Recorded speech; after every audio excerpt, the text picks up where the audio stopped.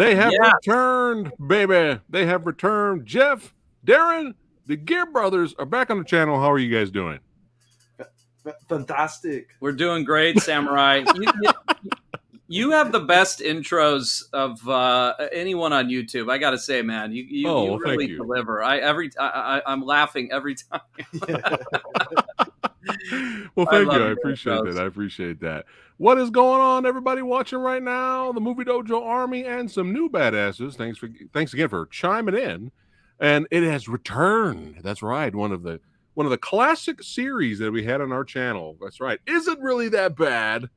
Has returned to the channel. Had to do it. Had to bring it back, but I couldn't do it without the motherfucking Geare Brothers. That's right. You know what I'm saying? That's right. Writers, filmmakers of true. What's up? This is like a dream come true with doing 10 to Midnight Bronson. This is awesome. Well, you guys suggested it. You know, we had a good discussion offline. We were talking about movies. You know, we were like, oh, we got to talk about 10 to Midnight. You know, is it really that bad? And we will answer that question. Is it really that bad? At the very end of the episode. But yeah, the last Is It Really That Bad episode was in November of last year. Oh, wow. And me and Radical Reggie talked about surviving the game. And that's a fun flick. We enjoyed that one. Is that that's the Ice-T joint, right? Yeah, Rutger Hauer. Hauer, baby. Oh, yeah. Surviving the game is a lot of fun. We had fun. It is a lot of fun. But yeah, let's do the roll call. Who we got here in the house? Salvatore, what's going on? Jake Hall, the Sexy Sumo. Heather, everybody saying what's going on to the Geare Brothers. Oh, shit. We got Pat in the house. All right. There we go. That's what I'm talking about. But yeah, it's cool to have the filmmakers / writers of the upcoming badassity that is the Retaliator, son. It's good to have you guys back in here. And I was telling Jeff earlier, I'm digging the beard, son. Thanks, Rocky IV style. Is that where we're going? More Russell Crowe. Russell Crowe, okay. But now Russell Current Crowe. day Russell Crowe. Current day Russell Crowe. Unhinged Russell Crowe. Unhinged. Yeah. Did you guys like that movie? You know, I had higher expectations for it because the trailer had me super amped. I was like, yes, we were talking about how much we love like Russell Crowe's current look. I mean, I actually I love that he was lean. That's a good way to put it. Yeah, he was that samurai girth. He was leaning into that weight, which was nice. I loved when the trailers came out. It looked so genre. It looked so just balls out. Exploitation style. I was so surprised. I was like, wow. So yeah, we were psyched on it. I think they missed. I just I need to watch it again. I only saw it once, but it was there was something. Something was off. You know what it might have been is that they gave him motivation. Okay. Yeah. Right at the top, and it was disturbing. It was a good scene in a way because of how effective it was as being like horrific. But I don't know. I felt like it would have been scarier to have this guy kind of come out of nowhere and he's totally unhinged, and never explain his motivation, or maybe give little hints here and there, but you never get like a full flashback or something. Yeah, we've talked about it before. The Hitcher. Speaking of Rutger Hauer of Surviving the Game fame, his performance in The Hitcher is just one of my absolute all-time favorites. It's a top 10 movie for me. And there is something so great about it. We talked about Duel before too, Samurai. Yeah. There's something about the mystery of who is this. That's what's kind of fun about those stalker kind of movies is what's motivating them, what's their story, and with The Hitcher you get these little drips. Duel, obviously, you get nothing, right? But it kind of makes it feel more, I don't know, claustrophobic and a little scarier to think of. In the case of Unhinged, being in that woman's headspace. So yeah, when you know his story. I don't know. Kind of. I don't know the unknown. Yeah, I don't know if that was it or not. I got to watch it again. I think what it was. I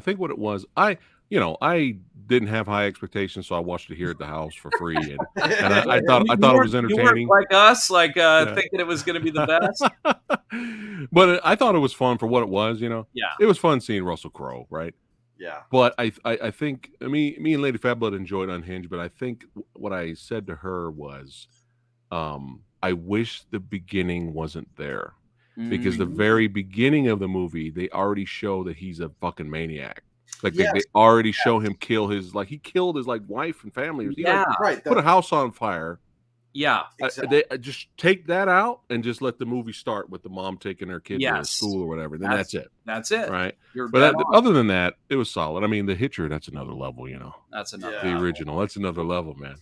But yeah, let's go ahead and talk about some 10 to Midnight here. Let's see here. I got some video clips too, just for fun. And this is going to be spoiler talk, everybody, because this movie's old.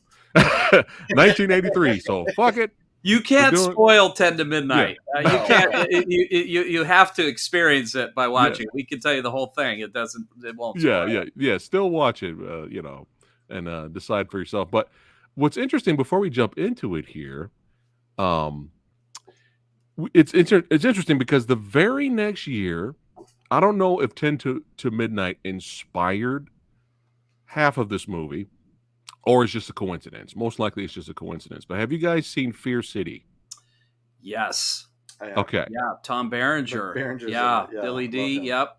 This is a good movie. It is. Definitely a good movie. I just recently seen this, I think maybe a couple years ago. But I wonder, because you have a guy in here who has a martial arts background going after, and he's serial killing ladies. Yeah. So I wonder if 10 to Midnight, because our guy doesn't use martial arts per se in 10 to Midnight like Fear City does. He's straight martial arts serial killer. Right. He doesn't do that, but he says he trains in karate. He's got posters all over the place in his apartment. That's true. Ninja poster, Bruce Lee poster. There's a karate. They show him in a gi, I believe. Yeah. So I don't know if that. I just wanted to throw that out. Anybody watching? Was it just a coincidence that the very next year, Fear City came out, and I wonder if it's just a coincidence or it kind of inspired. Like, hey, let's take this concept, but let's go full martial arts serial killer. Right. Well, and without giving it away, the details, I think one of the things that makes 10 to Midnight really stand out is the villain. The killer is just very unique in a few ways. And it's hard to get him out of your head. He really is. I mean, up there, I think kind of a predecessor to like a Buffalo Bill, as far as just creep out factor. It's a pretty effective performance. Yeah, I agree with you. The actor did such a good job that I'm instantly annoyed. Creeped out. Yeah. And I want him to die. Yes. Instantly. You want him to, that's what's great, is you want Bronson to kill him so bad at the end. I know. We'll get to that, but yeah. Yeah. So this film was directed by J. Lee Thompson, who did a lot of movies with Charles Bronson, including two of my favorites, besides this one, Murphy's Law and Death Wish 4. Yep. He's done a lot. Yeah. He does a lot of movies with old Charlie here. So they also have a pretty good relationship. Honorary mention of Kinjite. Oh, yes. Kinjite, which is J. Lee Thompson is, Geare Brothers we are suckers for grimy, 70s and 80s crime thriller stuff. J. Lee Thompson's one of our guys. Like we're constantly digging through his stuff. But yeah, it's actually kind of sad because, if you read interviews with him, like later in life before he died, it's like when he retells his career, like kind of retrospectively, it's almost like he's giving a cautionary tale, and he's kind of, some movies were good, some were bad, but I didn't approach it the right way, and because I was so anxious I might get kicked out of Hollywood. Because critics butchered his films. Oh, big time. For this one specifically, Ebert gave it 0 out of 4 stars. It was just, I mean, he just thought it was the worst pile of junk. Yes. Yeah. But yeah. Didn't he I have call a it theory. vile? I have yeah, a theory. okay. Yeah. The theory is, excuse me. I have a theory. I'm not saying all the critics were pussies in the 80s, but the critics were pussies in the 80s. My theory is they don't know how to handle violence or a very what's the word I'm looking for? Like everything else in the film is legit. Everything else in this movie is a legitimate cop thriller. Serial killer with a little bit of slasher elements in there.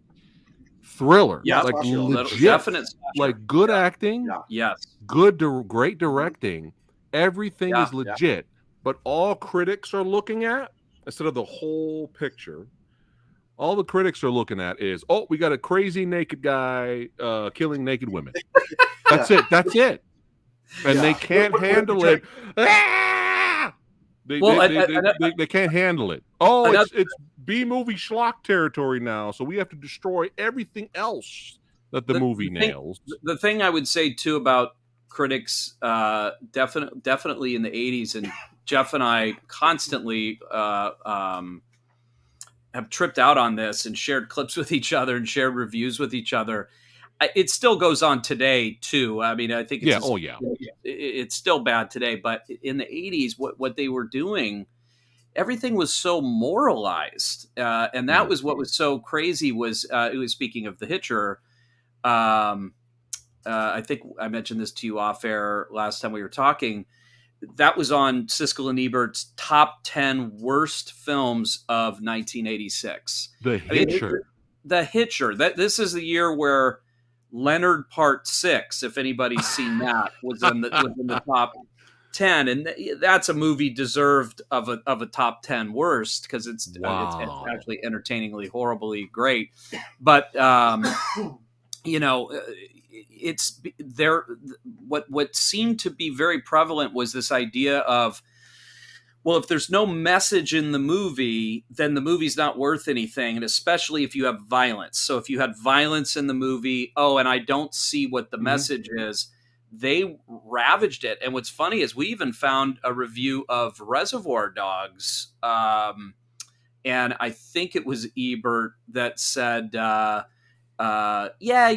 dialogue was well written, but just, there was no meaning to anything. There was no, just not getting the point. Right. Like, they just weren't understanding. Like, that's not what you watch genre films for, And worse yet, if it doesn't have that message being thrown at you, the accusation will then turn to, well, it's a nihilistic film. And right. Like, well, no, it's not nihilistic either. I'm not saying the character maybe. Maybe the character is. Yeah, but not everything needs a message per se.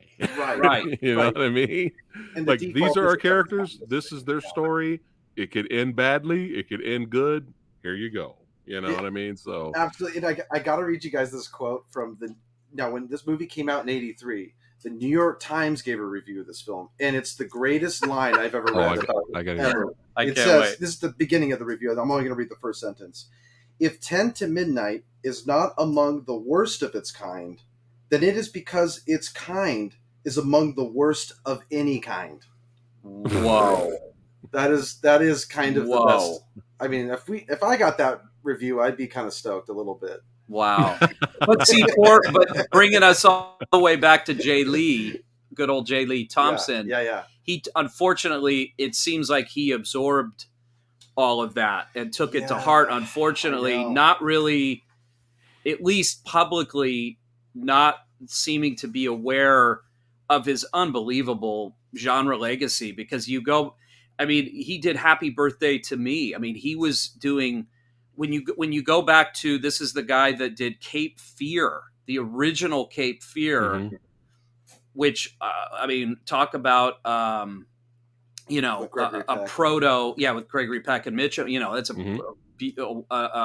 a total proto, what would come later. It set the table for thrillers in a lot of ways. Obviously, one of the people that set the table, besides like a Hitchcock or whatever.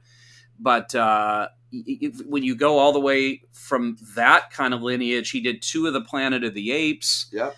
Up to a phenomenal run of Bronson films, slasher films. In 10 to Midnight, you said it, Samurai. It's got for slasher fans, like, the kills feel like you're in a slasher film. Oh yeah. Mm-hmm. And a little fun fact about J. Lee Thompson. I want to see if you guys can guess this. What year do you think his Hollywood career began? Like, when did he get his first credit? Do you think it was a writing credit? Was it the 50s? Samurai, you got a guess on this one? 45. 37. 40s. This is a guy who got a writing credit in 37 at the age of 20. Oh my God. And you go all the way to the 80s with Bronson, and he's making Conjite as his last film. I mean, this guy has got the most epic directing career. I love him. Awesome. I love it. And don't make me forget, but I want to segue something about what people usually say about canon films. And I want to talk about that towards the end. So hopefully I don't forget. Cool. Yeah, but no, you guys have nailed it. And I'll before we start talking about the film, one more Siskel and Ebert thing. They would randomly back then choose a random martial arts movie or samurai flick. Obviously, they don't know anything about the genre. And they would just choose random. Yeah. And they would call it their dog of the week. And they would completely destroy it, right? And here's the crazy, and the everybody in chat might get angry. Everybody in chat might get angry when they hear this. But have you guys seen the Lone Wolf and Cub movies? No. Okay. No. These are some of the greatest samurai action series of all time. It's 6 movies, right? And I mean, we're talking blood spray, like hoses, back in the old days, like the cool shit, right? Good stuff, yeah. And they destroyed those movies and there's their dog of the week, Lone Wolf and Cub films, because the blood doesn't realistically shoot out like that, like hoses. So dog of the week, instead of like paying attention to what the story is, the fight choreography, the action sequences. Right. They just completely dismissed it, which is kind of ironic because right around the time Kill Bill came out, it's phenomenal. Right. Yeah. Now kind of funny, isn't that kind of funny? Right. They changed their tune. I know. Yeah. No, either they finally got smart by then, or they finally started to understand the genre by then. Well, or they're like, hey, everybody likes Kill Bill, so we got to jump on the bandwagon. I think it was a bandwagon. I mean, that's why we were Tarantino thing, right? Like him legitimizing, but they grindhouse films to the elite, the highfalutin moviegoers. Like, okay, Quentin Tarantino's doing it. Yeah, we can't bag on him too much or something like that. Yeah. Tarantino definitely did, but the reason I bring up the Reservoir Dogs is that they didn't get it. Right.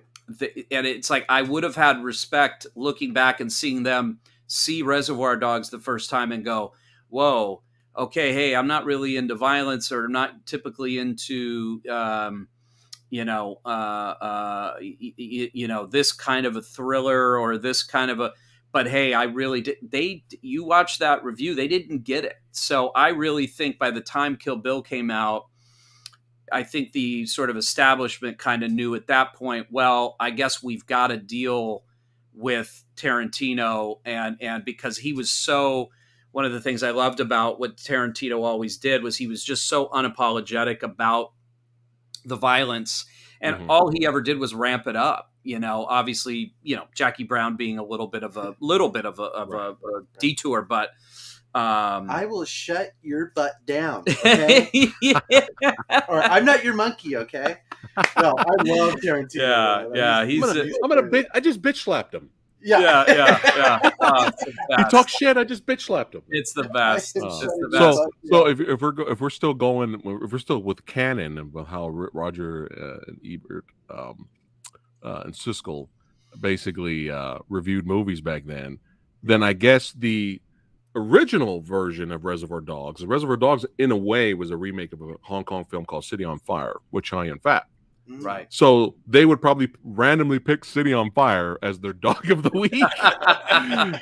It's just violence. Yeah. All right. Let's go ahead and jump into this. So we got great cast here. We got the legend himself, Charles Bronson. Yes, Smith and Wesson. Rah rah. Yes, we got Gene Davis. That's right, as Warren. Andrew Stevens as Paul McCann. Lisa Ellibacher as Laurie Kessler. And she's in Beverly Hills Cop and stuff, but I remember her the most from Leviathan. She was in that. Jeffrey Lewis, Wilford Brimley, doing a great job. You can't forget diabetes. With his big old stash. Yeah. Diabetes. Yeah. His hair is all fucking messy the whole movie. You know what I'm saying? He's like at that balding. Wilford just doesn't give a fuck, huh? He just shows up. When I was thinking about him being in this movie, I went, good old fucking Wilford, dude. It's like he had that grandpa image, but he did The Thing. He did 10 to Midnight. Like he gave it up for genre films. I mean, that's pretty cool. Hard Target. Yeah, that's right. Yeah. He was great in Hard Target. Genre legend. But let's go ahead and jump into this. So, plot synopsis: they have here an LAPD detective and his rookie partner are on the trail of a psychopathic young man who was murdering young women. Yes, and right in the beginning, I love how the movie pretty much establishes our hero with this one line. I'm a mean, selfish son of a bitch. I know you want a story, but I want to kill her, and what I want comes first. Yes. I'm so glad you showed that, because that's what I was thinking when I was watching it again. I was like, oh my God, that is him, Yeah. They give it all up at the top right there. That's awesome. Yeah. And right off the bat, and then the intro to our villain, I'm just like already like, dude, what the fuck is wrong with this guy, man? Yeah. It just gets worse and worse throughout the film. Like first you're just annoyed by his presence. Yes. And then you're like, okay, this is getting out of control. This guy's fucking insane. What is going on? Especially when you have him harassing these girls in the theater here. Hot buttered popcorn? Would you mind sitting somewhere else? No, indeed. I'd rather sit here. Popcorn? Now look what you've done. Look what you've done. Don't go away mad now. Look what you And I know. And then right after that, he just gets up and leaves them, goes into the bathroom, gets his hidden killer gear, gets his gloves, and then just leaves out the window of the theater, and then finds this poor couple having some fun time in the van, and he just straight up destroys both of them. But he has to be naked when he does it. He has to be naked when he does it. Yeah. So, which I think is extra frightening. If you just have a naked guy running at you with a knife. Oh my God! Like in the it's just a naked dude, and they do like full frontal male nudity too, which I was kind of surprised by. I was like, oh shit, this movie doesn't give a fuck. And that scene, the very first one when he's chasing him in the woods, I mean, it's got like a Friday the 13th kind of vibe, like a very slasher. And then the fact that it's a naked guy. It's also with that performance, that weird. Thank you, Bianca. That weird affect to his voice, it's just really, it's really, really strange. One thing that I love about, what's going on? Chevelle. Representing Chevelle's son. Yes. That's right. Yeah. Come on. What I like about that whole setup in the theater, it's very Columbo. I don't know if you're a Columbo fan. I'm a huge Columbo fan, where they show you the killer. You get to see them set up their alibi in the beginning. It's very much like a Columbo episode. He annoys the girls in the theater so that they move, so that they remember him. Then he sneaks out. It's a good alibi. It's a nice setup. And then right after he does his killing, slasher style, he just, I'm going to go right back to the theater. He just went right back to the theater, flushed the evidence down the toilet, and went back to the movies. It's like, and I love how one girl's like totally annoyed, but the other one's like totally into him. Yeah, like, one's like, one's like, oh, you're disgusting. The other one's like, let's party. even later when they get questioned and he's like getting interrogated, she's just still kind of like, hey, looking at him through the window and stuff. What an awesome choice! I love how they have the two friends taking. I guess she was too frumpy for him, I guess. Yeah, because I'm like, dude, she's fine, bro. Take her out. Fuck the other one. Leave her. Take her out. But she was too frumpy. Take I guess women who wanted him. That was the part of the conflict, right? Yeah. Like if they wanted him, he was like, no. Yeah. I need to harass the women that don't want me. Yeah, and they give you little quick, almost Fight Club-esque little shots, footage of him just striking out with women, man. It's just not working. Yeah. Like it's just not working. But yeah, let's keep on rocking and rolling here for sure. Having a blast. But yeah, this guy, he's the MVP. This actor. Of also, the film. Sorry, Fat Samurai. There was a great. Did you guys catch like trying to be very clever? Also, like with the girl at the ticket stand, like getting his movie ticket, and he had some like line where he was like, "Nothing chanced, nothing gained," and like before he walks in. Did you guys catch that? I don't remember that moment. He had a couple weird like moments where he's trying to be very clever and like you're just like, ugh. It just comes off as creepy. Like, what are you doing? Yeah. Stop talking. Yeah. But don't do anything I couldn't do better. Yeah, like, dude. Yeah. Why don't you go fuck your girlfriend or whatever? And like, this guy is just horrible, man. So Kessler and his new partner, they're on the investigation trail, and again, some great dialogue here. But only Bronson could deliver dialogue like this. There's no evidence of forcible entry. I could have told you that, On the basis of what? Well, if anybody does something like this, his knife has got to be his penis. I love that line. Nobody. Who knife has got to be his penis. Who else could deliver that line? I mean, that's just what's so fucking singular about Bronson. It's like, how do you? Nobody can deliver that. It's almost like a Christopher Walken-ness to it, where he emphasizes odd syllables. Yeah, he does. He does emphasize odd syllables. He does. I love that. Oh, he's the best. But he's got. I think he's onto something there, though. I think he's definitely onto something there. Yeah, but yeah, and then then it's kind of sad because he realizes like, oh shit, my daughter was friends with this girl, and then we have the sequence where he has to go visit the parents and give them the bad news, and there's emotional content also in this. Don't let your feelings become involved. Jesus, can't you drive any faster? That's damn it. Would you speed it up? Yeah, that's Bronson having an emotional breakdown. He's right. That's about. Well, this is what Ebert. So I'm going back to the Ebert review with just a little bit because this is what kind of annoyed me about it. He said that this was a key scene that they left out of the movie. I'm jumping ahead a little bit because, they get to the house. Bronson does he goes in, but they don't show what happens when he goes into the house to break it to the family. Ebert was like bagging on the movie for leaving that scene out. I love that, but I love that they didn't show that. Yeah. It was because the obvious thing to do would be like, okay, follow them in, watch this whole emotional experience, and then you come back out. But they never. They go, nope, we're going to cut that out. And then he's somber walking back to the car, and then you keep everything. It works better because it's a new partner, and Yeah, it works better that way. That's why he was all like sitting in the car like fuck. That's the point of it. Hurry up and drive faster, damn it. Oh, I love it.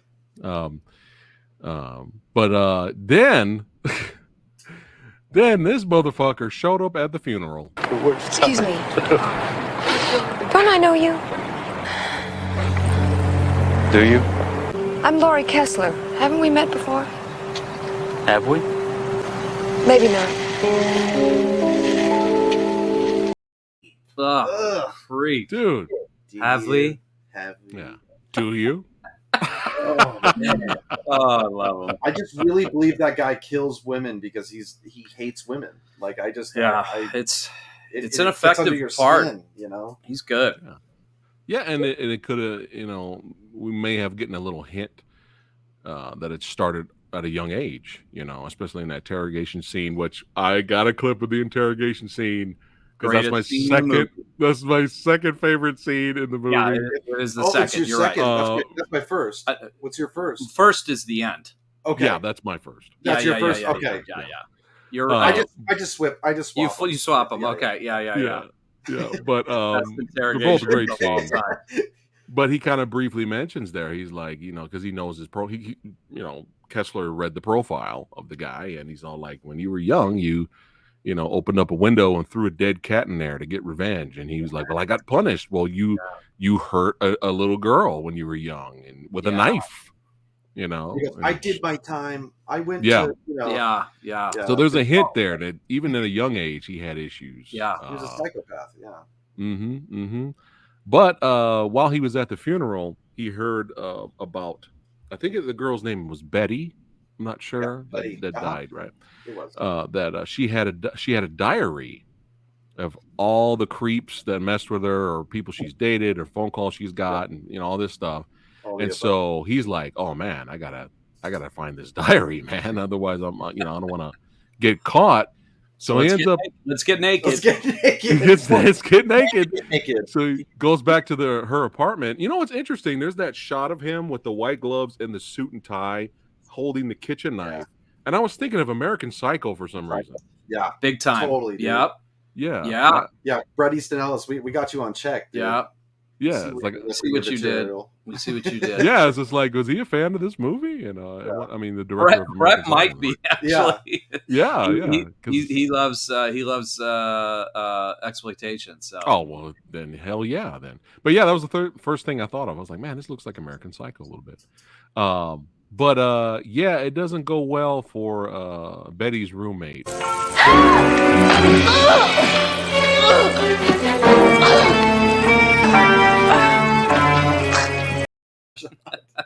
So he's just naked over her. So that means he got naked while he was hiding in the closet then. Yeah. Because he still had his clothes on when he was in the closet. Yeah, well, she surprised him. Yeah. So he just pulled the Superman, just like he's like, she's here. Time to strip. Yeah, unfortunately, it doesn't go well for the roommate. But he finds the box that held the diary, and the diary is not in there. So he's like, "Fuck." So more bodies are being found. They're still investigating. I love how it was a box with that said "My Diary" on it. Yeah. And then you open the box and there's no diary. Yeah. It's like, why not? Why did the person who take it just take the box? Yes. It's kind of, Let's see. I think I had oh, here we go. I love this. So they end up showing up. Kessler and his boy end up showing up at our villain's apartment, and they go inside. And I love this scene because he has the diary. Bronson does. Yeah. And he starts reading off the names that, you know, he's like, hey, you know this guy that dated her? And then this happens. Good looking, but what a creep. Makes my skin crawl. I told him to get lost. Creep called me up again. Creep asked me to the office picnic. I said I had a date. He said I was lying. That made me mad. I said I wouldn't go with him if he was the last man alive. You know who that is? I'll give you a hint. You.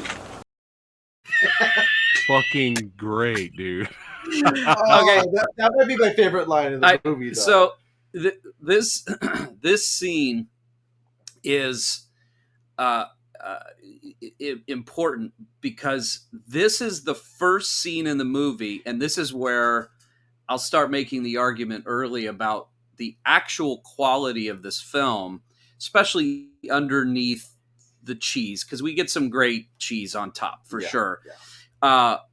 But the writing in that scene, as I was watching it the first time, I went, no script would do that. No, right here, that's a complete rule break because he's suspecting it's him. He would be the cat and mouse would start right here. It would be asking questions, and then you'd have him dodging, and then it would be. But they just go straight to the apartment, and he just in the greatest line ever. It's like that begins a trend throughout the film where normal and typical sort of scripts and movies would go left, it goes right, and vice versa. It just keeps going. You keep going, oh, okay, I know where this is going. Oh, wow, they went the total other way. So I think that's what's significant about this scene is it really sets the table like, oh, no. Where you think it's going to go, it's going to continually dodge that, which I love. Yes. But getting some creepy phone calls also because Betty was getting some creepy phone calls as well. Hey, man, it's our boys here trying to mask himself as doing some Espanol. Worst accent ever. He gives himself the name Pedro, and he says in one phone call, he goes, "That means Peter." I think that means like dong. Well, you know what I mean? of course. This is dick. Yeah. I didn't catch that. I'm slow. Like, very Peter, and I think he said my name's Peter, and it's a big one or something like that. He had a line like that later. Later in the thing. Must have been half asleep at that part. Yeah. But now Kessler's daughter's getting these calls, and she's kind of like worried. And she's got some tips and stuff. She's actually kind of helping out in her own way with the investigation with her dad and stuff like that. But now let's go ahead and get to my second favorite scene in the film. Now I can't play. I had to cut it and chop it up. I can't play the entire sequence, but you guys have to watch this in sequence in its entirety. But it's fucking amazing. It's fucking brilliant, and Bronson's the man, and it's hilarious as well at the same time. When's the last time you made it with a girl, Warren? That's not Last week, last month, last year. You never made it with a girl because girls won't have anything to do with you, but you get back at them, don't you? Betty and Karen and God knows how many more. I won't listen to your filth. I won't listen to you. Warren, Warren, do you recognize this? You ever see one of these before? What's it used for? What's the matter? Cat got your tongue? It's for jacking off, isn't it? And these pictures, you recognize the girls on the pictures, Warren? Look at them. Look at them, Warren. Look at them, Warren. Look at them. Stop. Look at him, God damn it! Look at him! Oh my god! Yeah, this is forward. Oh my god! Check it out. It's like the weird. The world's like creepiest fleshlight. By the way, what is this? That is a. How does it work? Yes. Oh my god! When I first saw this movie many years ago, I while they're when they first meet him in his apartment, I'm sorry, still laughing. His partner's kind of bullshitting with him while Bronson's sneaking around the house or looking around the apartment, and then he picks up the said item, and he's looking at it like, "What the fuck is this?" So that means he took it, at some point to kind of basically fuck with him here, and it worked. It worked, but I don't think anybody else could have did that part, or said that line. And the way Bronson goes for it too, like he really goes nuts, and it's just so great. Him shaking his head. Oh, it is my favorite interrogation scene of all time. Yeah, and it's legitimately well acted too, though, on both parts. Yeah, the PA too, like kind of like, calm down, Bronson. Don't take it easy on this guy. We'll blow the case. Bronson can't help it, man. He's got to nail it. The best. So Paul and Kessler's daughter, they're starting to get a little close now, and she invites him to her party at her place, and he wasn't going to do it, but then, she's been getting harassed by our villain, so he's like, hey, let me come to your party, and maybe we can work something out and try to catch this dude. But here we go. This shot here, help me out, guys. Yeah.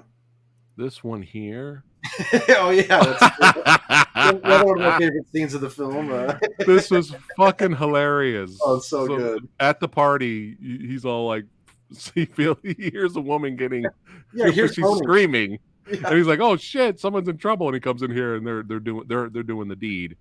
And what the best thing about that scene, when he goes, "Carry on," he leaves, and then he looks at her. They just go right back at it. I was like, the best part of the scene. So good. But no, I had another photo. That wasn't the one I wanted to click on. But I think it disappeared from here for some reason. But am I wrong? But the other girls that's with Kessler's daughter, was that Kelly Preston? Yes. Okay, really young Kelly Preston, and the other girl was the girl from Michael Jackson's Thriller video. Yes. Oh, I didn't catch that. Yes, the one in the shower. The shower one. Yeah. That's it's so funny. Kelly Preston, her, and then I think those were the only two that were notable. But yeah. Okay, I was like, man, am I seeing things? But yeah, he's at the party, and I gotta give a little shout out here for I'm gonna give the worst dancer award to this gentleman.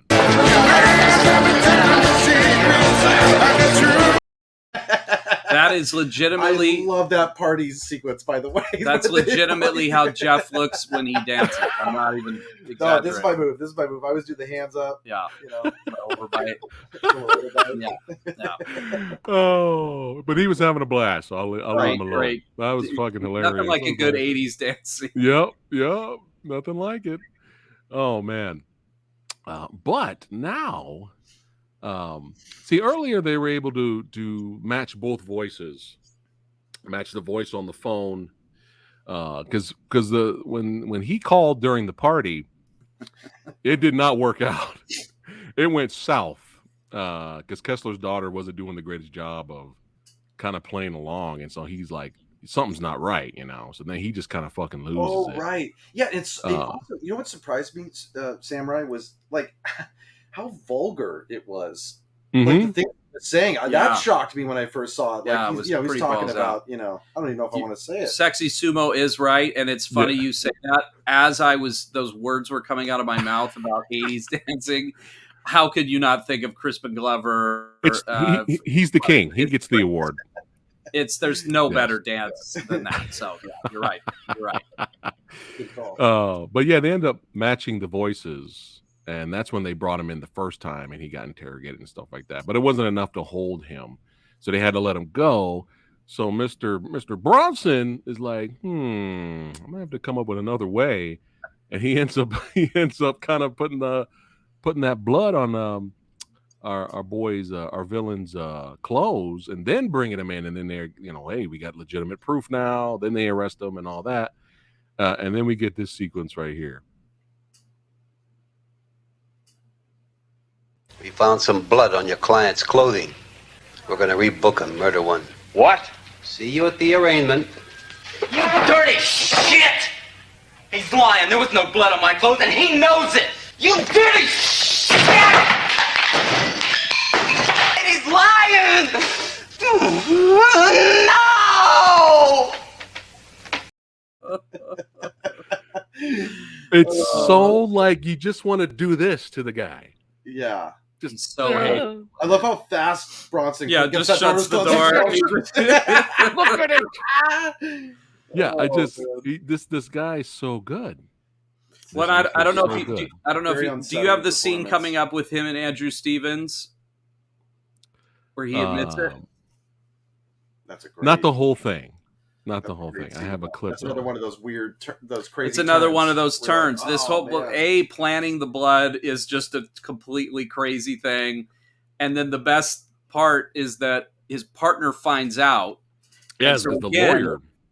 You go, in any movie, he's gonna now get stuck because he's gonna protect him because it's like his mentor, but he. But he goes to Bronson. Bronson tells the truth, which is hilarious. Doesn't try to hide it. Any movie, he would have been hiding it. Yeah. The other guy would have been helping him.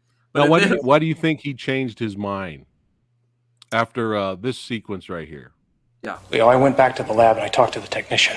And I asked him if you... What the hell did you do that for? Why didn't you ask me?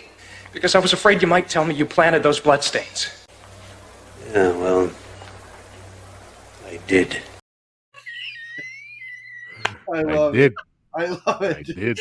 I mean, come on. It's just he just tells him straight up. Do you think because Paul's the rookie and he was just like, you know what? I think he said to his daughter that he saw himself 20 years ago in the same position, and he was like, he would have did the same thing and told the truth.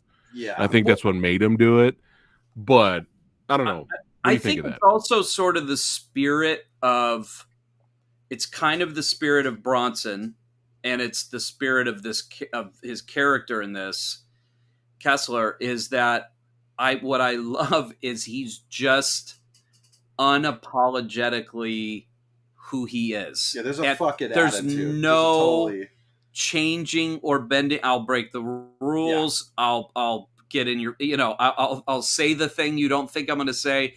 And it's so casually done. So I think that's part of what it's just.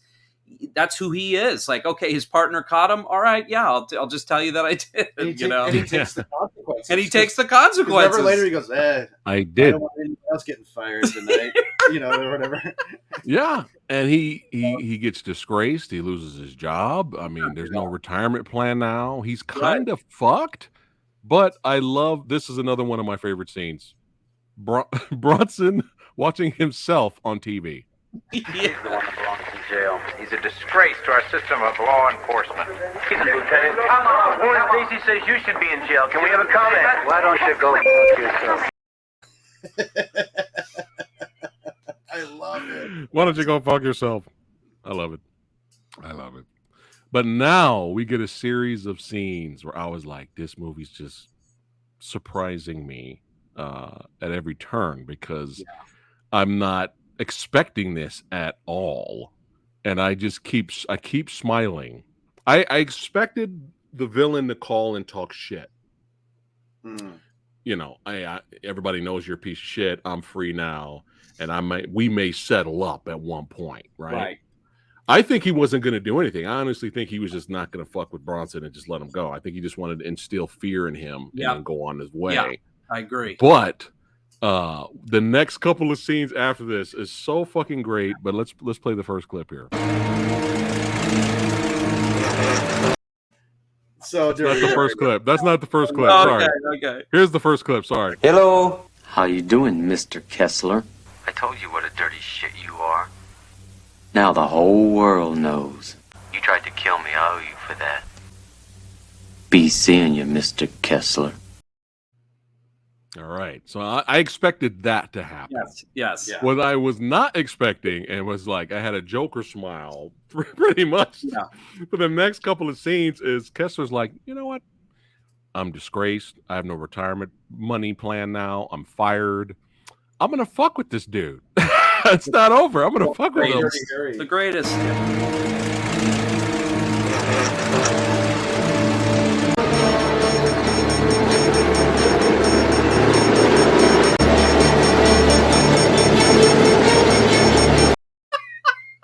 Dude, the first time I saw this many years ago, I did not see any of this coming. No. I was like, dude, this movie is ridiculously entertaining. It's and it just keeps going. Yes. Our boy goes back.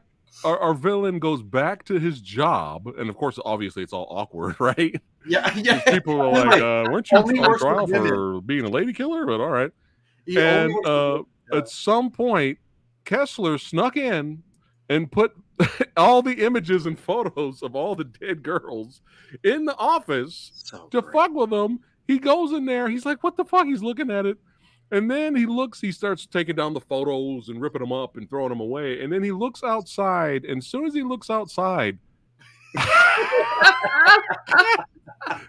like, he's just outside, just looking at it. I was like, this is the greatest movie ever made. This is like, this is hilarious.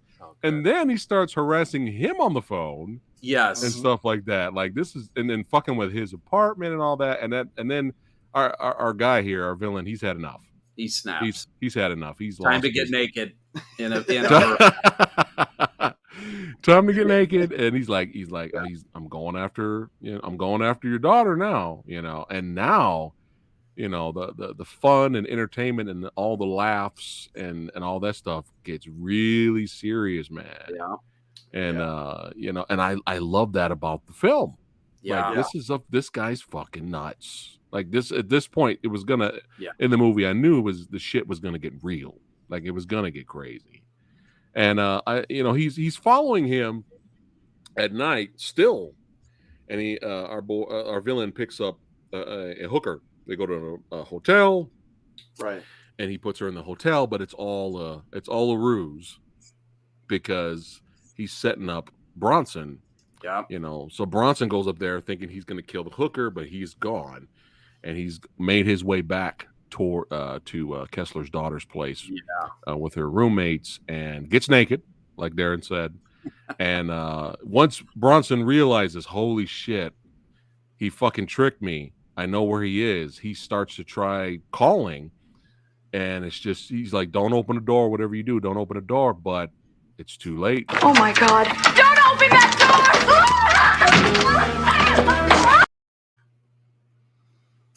door! Just crazy, intense stuff. And it's an intense finale. Hard to watch for sure. Just how brutal. And it's just, again, going back to what I was saying, how well directed this whole entire sequence is, and a good performance from our Kessler's daughter as well. Like just him she's hiding under the bed, and he's slowly walking around the bed and other rooms, and all you see is bloody legs walking around, and then eventually, slowly stalking. Like it's well directed, Yes. and eventually he does find her. But what I love about Kessler's daughter, I mean, obviously she's scared out of her mind, as if anyone would be realistically, but she's like, fuck this, I'm fighting back, fuck it.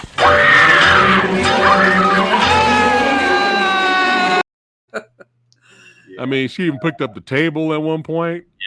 Now be honest, that jump scare, because he left the room, fooling her, thinking that he's gone. That's why she nonchalantly came out. Yeah.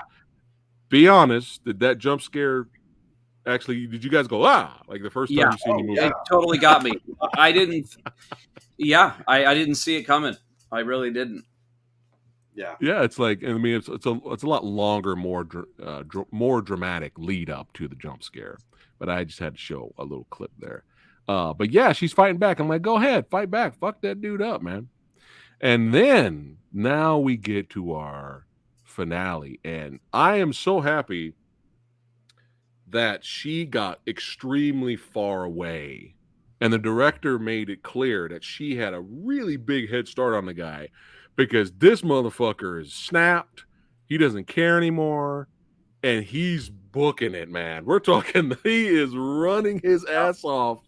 The actor obviously had to be in shape for this role. He is running full speed, not giving a fuck after her. So I'm so happy that they kind of established that she's far ahead. Otherwise, he would have caught her like as soon as he ran around the corner. That would have been the end of the movie, right? Yeah. But of course, Charles Bronson, I can teleport. That's right. Yeah, he teleports for sure. I can teleport and get in front of them when it matters. But yeah, this is a great lead up to one of the best endings to a film, in my opinion. And we're going to talk about it right here.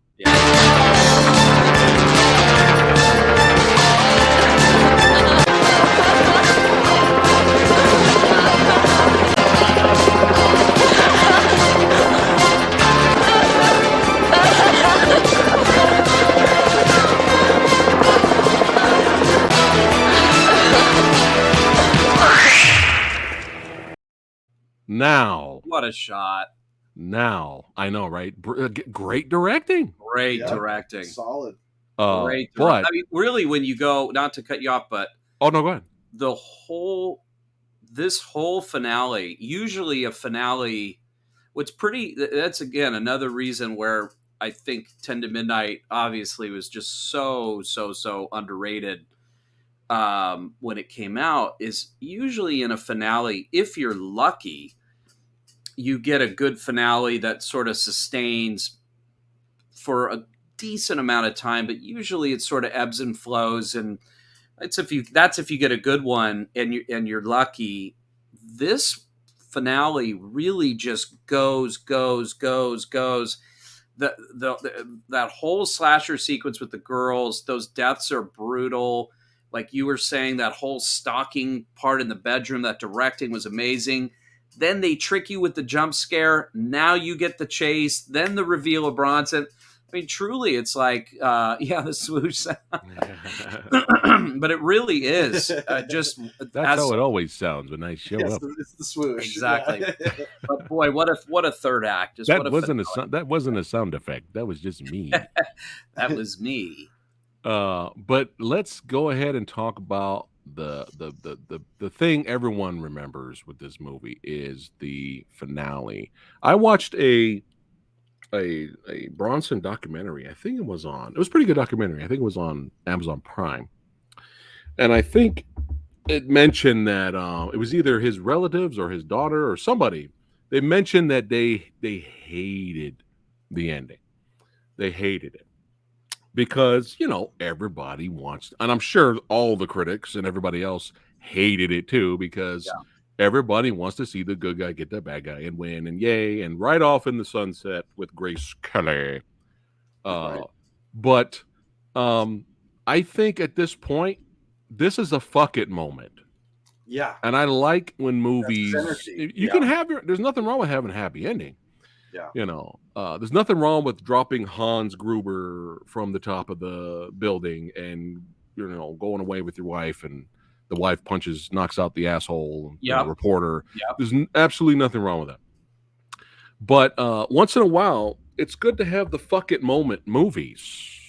There's a movie out there called Born to Fight, and it's a Thai action flick, and it's a small native village, and you have these Olympians that go over there, these sports athletes that go over there to kind of share some of their food and goods and stuff like that, and kind of spend time with the natives and do good deeds, right?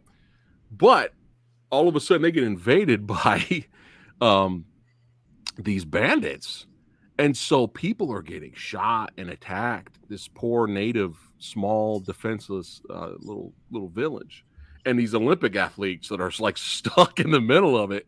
And then at some point they said, fuck it, we have to fight back, even if we die, and most likely we probably will die. But everybody came together and was like, fuck it. Yeah. And then you root for them. You're like, kill these motherfuckers, get them, fuck it.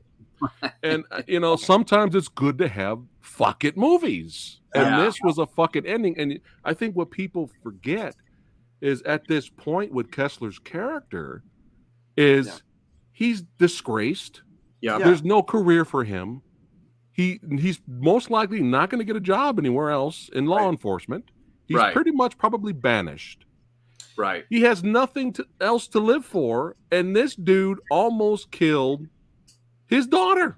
Right. Well, and what the villain showed too, which is what makes him a formidable villain, is he's very clever, and he is outsmarting the police. Right. He outsmarted Kessler, and he's crafty. He's figuring out how to get around the law, and he's already shown he can get to his daughter. Right. So I mean, at this point, it's like, leading up to the moment, the second the police, because the first time I saw it and the police show up, I go, okay, he's going to shoot him before the police come. And then the police grab him.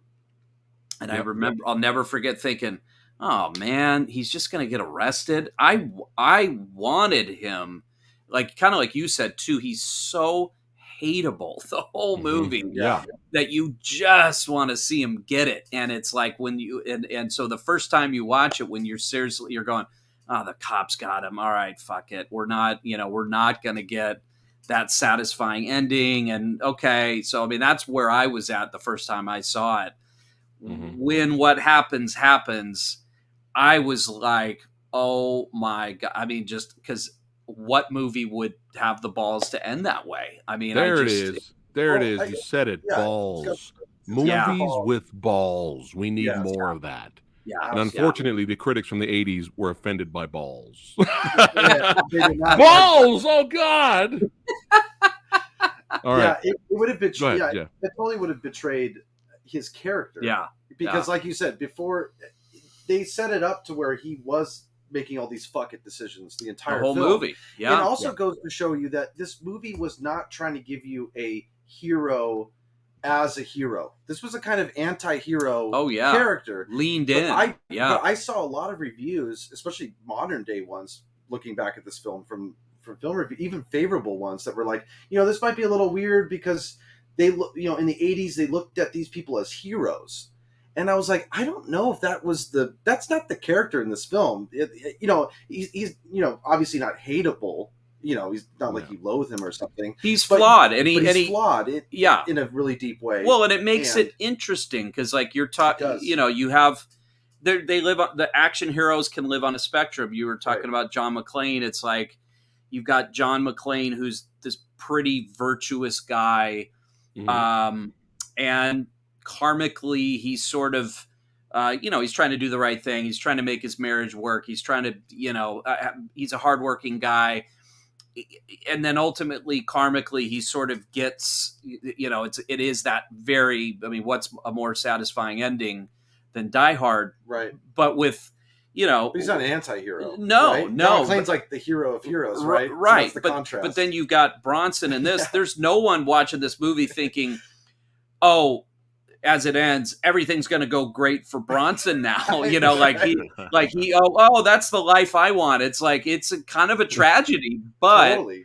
There is something about the spirit that's at the other end of the spectrum of an action hero, where you just, it's complete, it's just complete pure badassery. I don't know. Yeah, like he doesn't have an arc where ends up, kind of getting rid of his bad trait or overcoming it. There's it's like no he arc. Leans into it by the end. You know what I mean? Yeah. Just like, fuck this, dude. And I've heard some people say, "Oh, that was such a downer ending." You know what would have been a downer ending? Yeah. Him not killing the guy and letting him go to jail, and then credits. Can you imagine? It would have been. It would have blue been balls. We would all had blue balls. Yeah. That's the real life. I feel like for me, where it's like, I wouldn't do that. You know what I mean? And then I would have all that conflict afterwards and feel like I should have done something, but I did the right thing. Doing the right thing is, hard to do a lot of times. But he's just so old and tired. That ending, fuck right, man. Like that ending is it sums up the fun, because this is what I would call a fun movie, top to bottom. Yeah, and that's what can be the power of fun cinema like this, is that you go, if anyone's dealt with the justice system in real life, like most people have to some degree or another, we have to a large degree because of something that happened in our family. Real life justice system is slow. It's very painful. It's very grueling. Right. And as we all can think of a million instances where you go, gosh, justice was served the best way possible, but boy, it doesn't feel good. But hey, that's the law. That's the fun of cinema like this, is that you get to enjoy that. It's a cathartic moment at the end, because you don't get to see. It's Bronson saying "fuck it." It's the character, but it's the director, it's the writers, and the studio that said, "Fuck it, let's go for it." And that spirit is again, you wouldn't want it in every movie. It wouldn't work for every story or every character, not. but when there's a space for it. you know, Absolutely. that we should be enjoying it. Yeah. You know, not every movie has to be as solemn as, you know. Yeah. Just pick any, you know, Oscar winner of the last 20 years or something. You know what I mean? But yeah, the first time I saw this, I was like, "Yep, that's about right." I was like, "Yep, that's about right." But here's we got to show the clip. We got to show. This is just some of it. This is not the entirety of it. But only Bronson could pull it off. I tried to keep you from running loose. Now there are 3 more dead girls. You drove me to it! That blood on my clothes, digging into my personal life, that's my life! All those girls. You sick son of a bitch. I am sick. I am sick. I didn't know what I was doing. It's like something was happening and I couldn't control myself. Why else would I kill girls I don't even know? I hear voices telling me what to do. Once it begins, I can't stop. So go ahead. Arrest me. Take me in. You can't punish me. All you can do is lock me up. But not forever. One day I'll get out. One day they'll get out. That's the law. That's the law. That's the law. And I'll be back. You'll hear from me. You and the whole fucking world. No, we won't.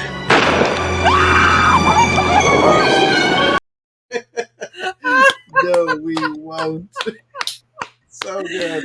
Oh man, come on! Seriously, yes, I am not worthy. How did you like me teleporting to the other side of the dimension? I shot him on the other side of the screen there. Exactly. But yeah, it's so good. It's phenomenal. Man. Oh, we won't. Phenomenal, man. Phenomenal. So good. And before I think everyone watching will already know what we're going to give our verdict at the end. I'm sure everybody knows. No, you don't know. But before we do that, my theory on canon. Yeah. I feel that this could be a really, especially on your podcast and stuff like that. And I'm sure you guys could talk for hours on your end too about canon and stuff like that. And Jeff was wearing that badass canon shirt not too long ago, representing. I want a canon shirt too. But I feel that there's 2 sides, and there's the people that say that bash canon, and then there's people that appreciate canon for the entertainment that it's given us. Yeah. I personally feel there's more fans for canon now than when canon was out. Like making movies in the 80s. You know, sometimes movies and genre films, sometimes they take a while to find an audience, you know, but there's way more fans for canon films now than I feel back then. But I've heard a lot of people say this. They say, well, you know, Chuck Norris was this close to becoming a huge superstar, just as popular as Arnold Schwarzenegger, but he just had to take that canon contract. I've heard people say that. Charles Bronson, he just had to do the Death Wish sequels. He just had to stick with canon. He got over with Death Wish. He was a household name everywhere, but he just had to take his career with canon. I hear that a lot. People that kind of bash canon, and they feel like actors making tons of movies in the 80s during the canon era has ruined. Oh, Stallone was right up there with Arnold Schwarzenegger, but nope, he had to go make Over the Top, and he had to make Cobra. Right. You know, that's what people say. This is debatable. That's why I'm just bringing it up. Yeah. But the thing is I can see their side of it because a lot of canon movies were small budget and stuff like that, and a lot of movies were kind of rushed out of the door, you know. And there was a lot of bad decisions. And, you know, let's put a lot of money in Master Universe and Superman 4, and we didn't, you know, get that money back. But I look at canon. I have so much love for canon. Yes. And the crazy thing is a lot of, you could say, well, their careers dipped. I kind of beg to differ. Yeah. When you think of Chuck Norris, I think of action. I think of Invasion USA. Yes. Invasion USA. I think of this. I think of Missing in Action. Invasion USA is the first one. I think Delta Force. Delta Force. You know, You know, I think of all these movies, and I think people that love Chuck Norris now and they're experiencing a lot of Chuck, like younglings of today, they're experiencing Chuck Norris movies. Yeah. They're watching a lot of the Cannon films. Yeah, You know, man. look at how much love Death Wish 3 and 4 and 2 get. You know, now they're Cannon movies. That's like my love for Bronson. My love for Bronson does not come from 70s Bronson, although I love 70s Bronson. It comes from Cannon Bronson. J. Lee Thompson Bronson. That's where I feel like, oh man, I love 70s Bronson too. And that, but that 70s Bronson is its own. That's its own flavor. I mean, Hard Times, and you know, Cannon Bronson. Those are two. It's different kinds of badass. But you know what I would say to that is that, you know, look, Arnold ruled the mainstream action movies of the 80s. Certainly Stallone did too. And then obviously then you had your Van Dammes and Seagals and things too. But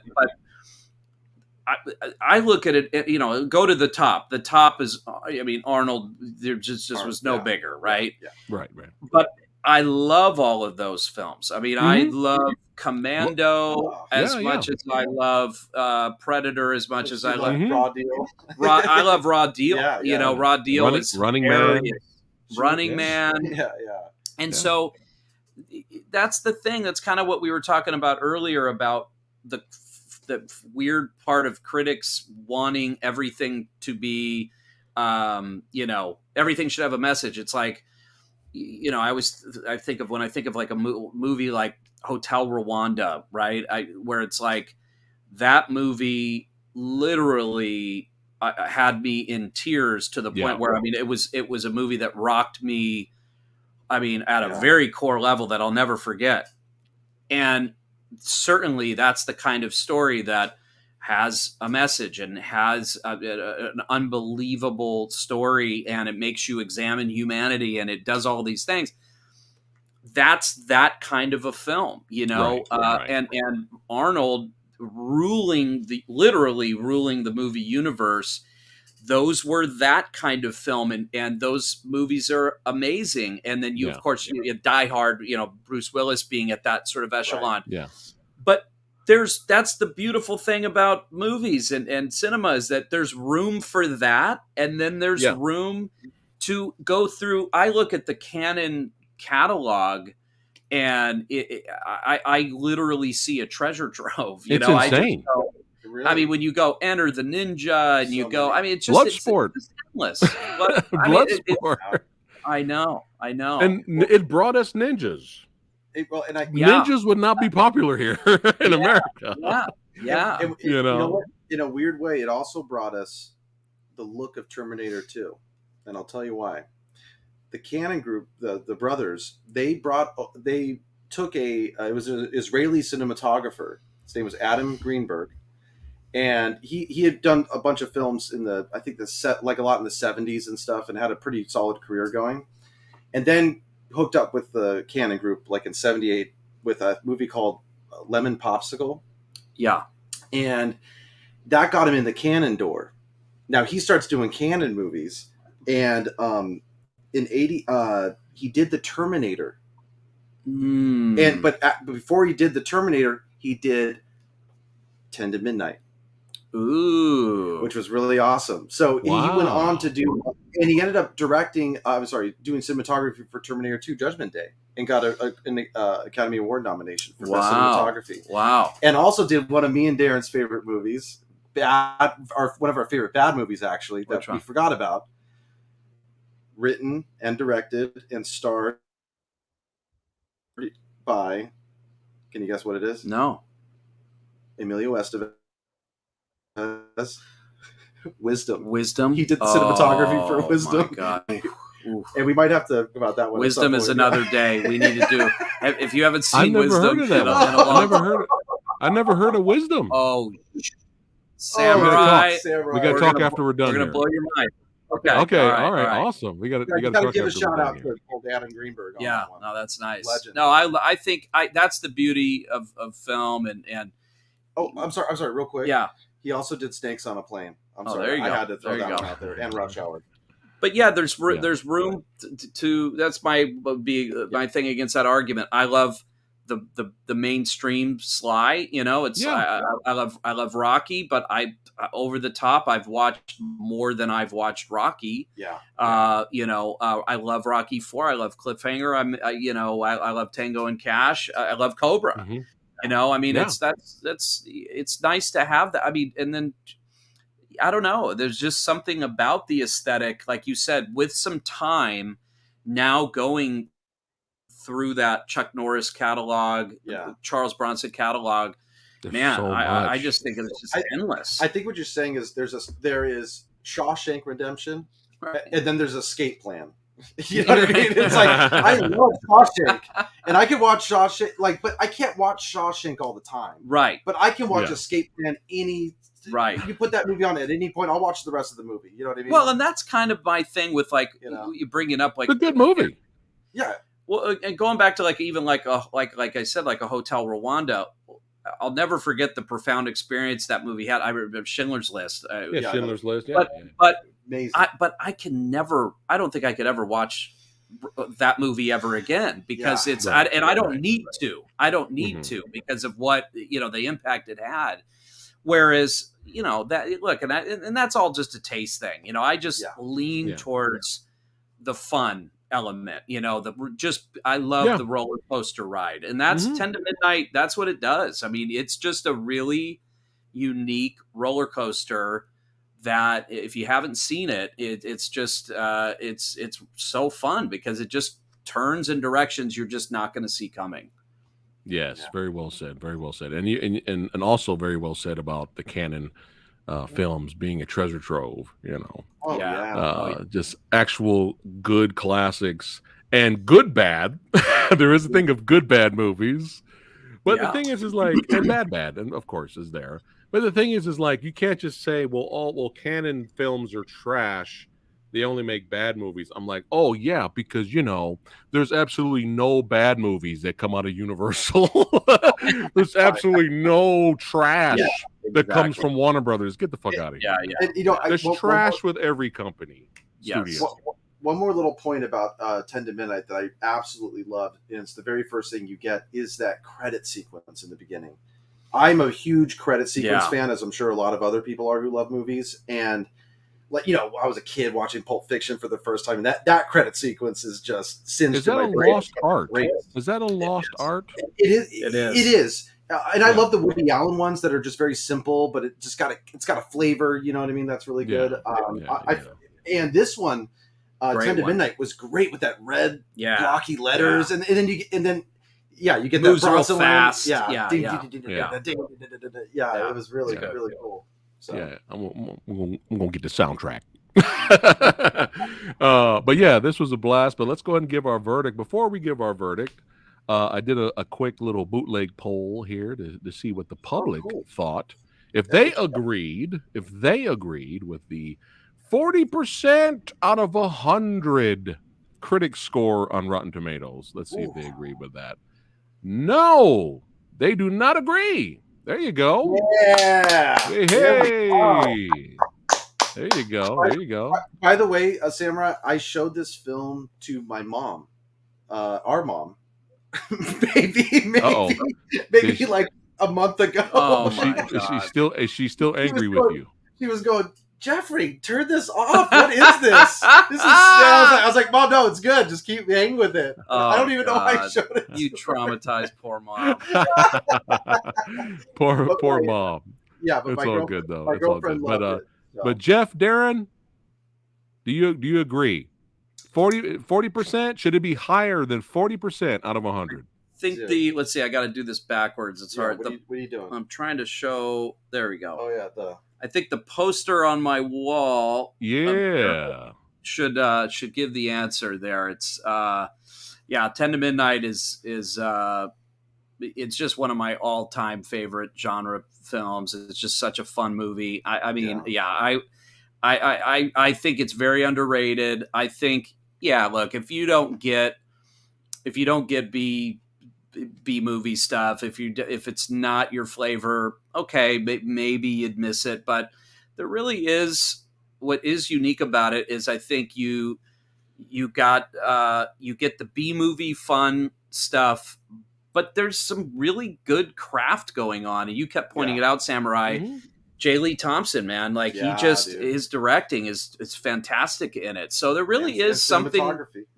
Cinematography, acting, and I would say wardrobe too. I love the clothes. Yeah, dude, Bronson was a pimp. Do you remember that scene in the? There was, I think, maybe an autopsy room. He was wearing that all black. No, it was when he comes to the Betty's house. Whoever after they get murdered, he looked like such a pimp. But I'd say if you were new to Bronson, it's not a bad primer. It's not a bad one to go in, because it's got the one-liners, it's got the classic scenes, and it's just So we're big 10 to Midnight fans here, that's for sure. There you go. And you guys already know Samurai's verdict. Come on now. Oh yeah, 40% out of 100 is insane.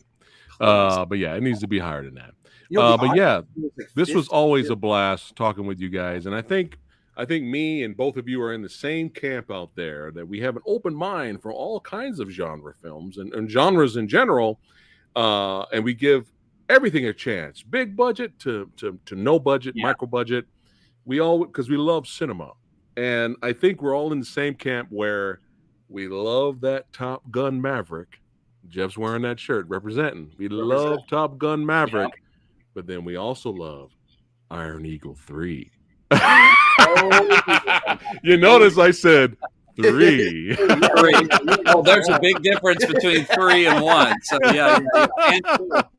no, 3's good bad. 3's good bad. I love the first movie too. It's good. That's the equivalent of going, oh, I like Death Wish, and you go, no, but do you like Death Wish 4 or Death Wish 5? Because now, that's a whole other league. Or 3, or even 3. Well, this was a blast. Always an honor to have you guys here. Before we wrap it up here, anything you'd like to say to your followers? September 14th, The Retaliators is in theaters. If you go to retaliatorsmovie.com, it's geolocated. The city you live in will pop right up. So get your tickets. They're available for pre-sale. And if you haven't seen the trailer, go on YouTube and check it out. And then we're on Instagram at the Geare Brothers. There you go. And I put their information in the description box below, guys, so you can follow them. And they're going to be coming back to the channel. They're regulars now. It's like this is their second home. So you can't get rid of us, Samurai. Oh man, but hey, thank all of you guys for watching. Don't forget to like, share, and subscribe. All that good stuff if you're new here, and a lot of more good content coming. You guys fucking rock, and we will see you guys on the next one. Take care.